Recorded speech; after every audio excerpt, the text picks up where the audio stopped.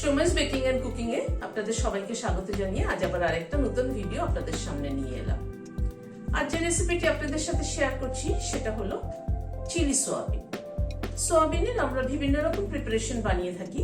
এই chilli soybean কিন্তু তার মধ্যে একটা, যেটা দিয়ে রুটি পরোটা ভীষণ ভালোভাবে কিন্তু খাওয়া যায়। রুটি পরোটা খেতে কিন্তু চিলি সোয়াবিনটা দারুণ লাগে। তাহলে চলুন দেখে নিই কি করে বানাবো।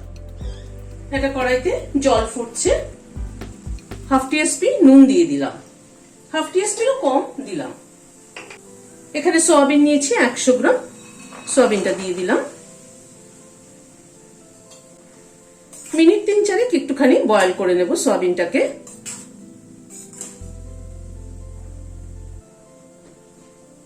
তিন 4 মিনিট মতো সয়াবিনটাকে বয়েল করে নিলাম। এবার গ্যাসটা বন্ধ করে দিয়ে সয়াবিনটাকে ঢেলে দিচ্ছি একটা স্ট্রেনারের মধ্যে। এখানে একটা বাটির মধ্যে স্ট্রেনার বসিয়েছি। সয়াবিনটা ঢেলে দিলাম। এবার ঠান্ডা জল দিয়ে মানে নর্মাল ওয়াটার দিয়ে ভালো করে সয়াবিনটাকে ধুয়ে নেব। এখন তো গরম, ওইভাবে হাত দিতে পারছি না। একটু ঠান্ডা হলে পরে হাত দিয়ে কচলে কচলে সয়াবিনটাকে 1-2 বার একটু ধুয়ে নেব। এবার সয়াবিনটাকে নর্মাল ওয়াটার দিয়ে একটু ভালো করে ধুয়ে নেব।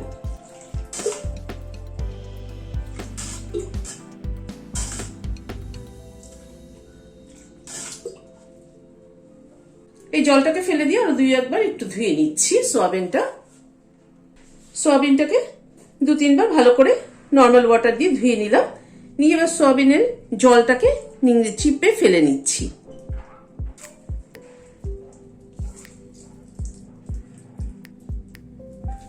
নিয়ে একটা বাটিতে নিয়ে নিচ্ছি।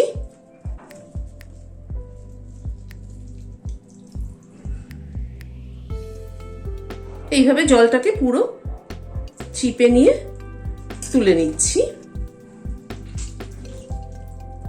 সয়াবিনটা চিপড়ে একটা বাটিতে নিয়ে নিলাম।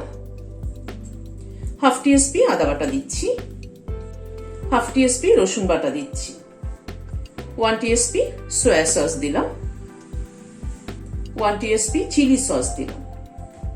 সামান্য পরিমাণ একটু নুন দিলাম, কারণ সেদ্ধর সাথে মানে সয়াবিনটা সেদ্ধর সময় একটু নুন দিয়েছি, plus soya sauce chilli sauce এগুলোতেও কিন্তু নুন আছে। উঁচু 1 টিস্পুন 2 টিস্পুন কর্নফ্লাওয়ার দিলাম। একটা ডিম দিয়ে দিলাম। এটা অপশনাল, চাইলে দেবেন, না হাতে স্কিপও করতে পারেন। সবগুলো দিয়ে মেখে নিচ্ছি সয়াবিনটাকে।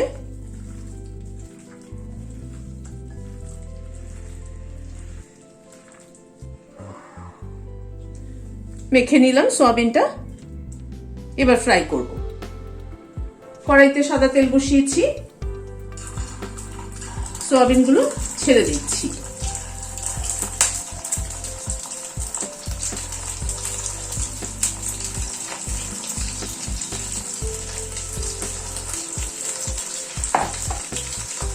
গ্যাসের ফ্লেমটাকে একটু কমিয়ে দিলাম, মিডিয়াম করে দিলাম।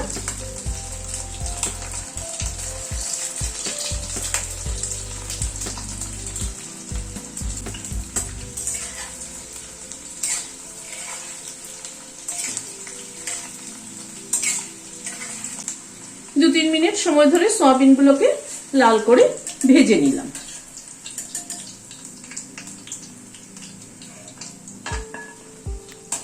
আবারও খানিকটা দিয়ে দিচ্ছি।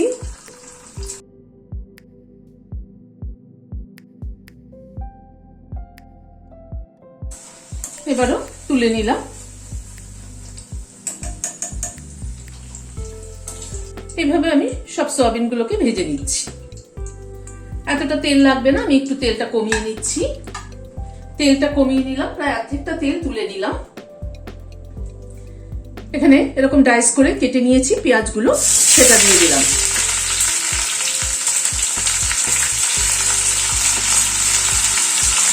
সাথে একটা মিডিয়াম সাইজের ক্যাপসিকামকে এরকম ডুমো করে কেটে নিয়েছি, সেটাও দিয়ে দিলাম। গ্যাসের ফ্লেমটাকে হাইতে রেখে পেঁয়াজ আর ক্যাপসিকামটাকে হালকা করে টস করে নেব।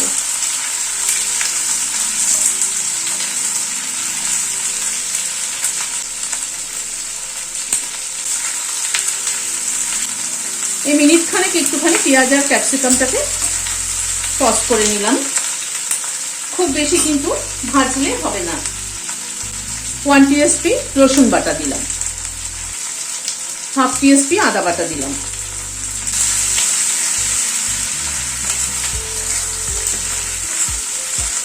রসুন আর আদাটাকে একটু পেঁয়াজ ক্যাপসিকামের সাথে হালকা করে ভেজে নিচ্ছি।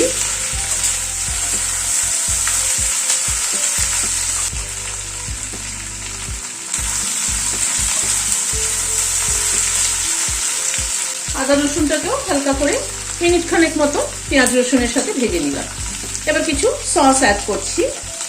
এখানে 1 টিএসপিরও বেশি একটু সয়া সস আছে, ডার্ক সয়া সস। এটা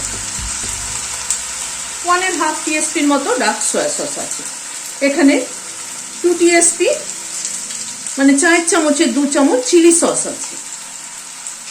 এখানে 6-7 টেবিল চামচ মতো টমেটো সস আছে। টমেটো সসের পরিমাণটা কিন্তু একটু বেশি দিতে হবে। সব সসগুলো দিয়ে একটুখানি নাড়াচাড়া করে নেব, খুব বেশি কিন্তু না, জাস্ট এই মিনিট খানেক একটু নাড়াচাড়া করে নেব।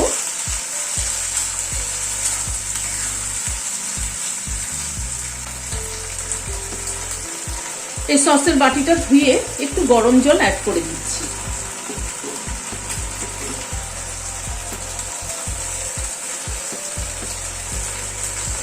হাফ টিএসপিরও কম নুন দিচ্ছি, কারণ সসের মধ্যে নুন আছে, নুনটা কিন্তু একটু বুঝে দিতে হবে।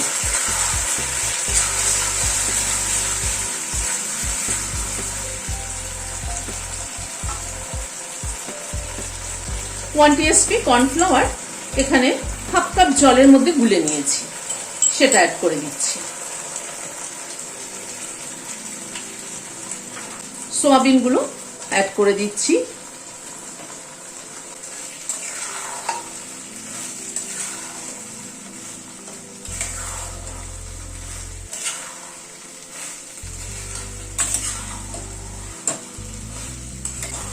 সোয়াবিনগুলো মিশিয়ে নিলাম। এখানে 6-7টা কাঁচা লঙ্কা কেটে রেখেছি, সেটা ছড়িয়ে দিচ্ছি। আর খানিকটা রোস্টেড তিল ছড়িয়ে দিচ্ছি। স্প্রিং অনিয়ন থাকলে এখানে স্প্রিং অনিয়ন অ্যাড করলে ভালো হতো। আজ আমার কাছে স্প্রিং অনিয়ন নেই, তাই দিতে পারলাম না।